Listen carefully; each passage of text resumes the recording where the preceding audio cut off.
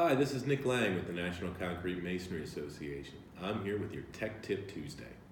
So very recently, NCMA released the 5th edition of our popular Manufactured Stone Veneer Installation Guide.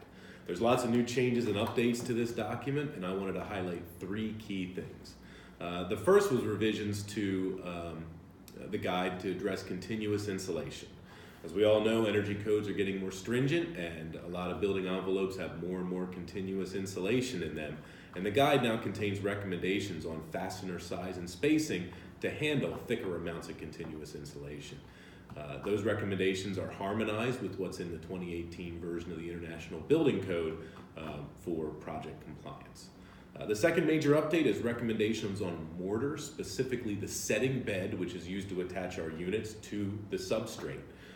The recommendations vary depending on the application that's used, so if you're doing an interior project, you may have a different recommendation than, say, an exterior commercial project. The third change is relative to cement board. The use of cement board as a substrate is growing in popularity, and the ASTM standard for installation of MSV C1780 has recently included requirements for allowing that.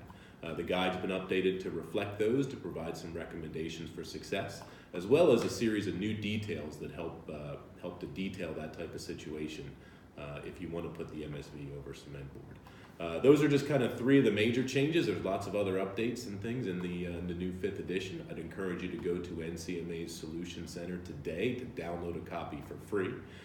And as always, if you have a question for us on Tech Tip Tuesday, leave it in the comments, and we'll get to it soon.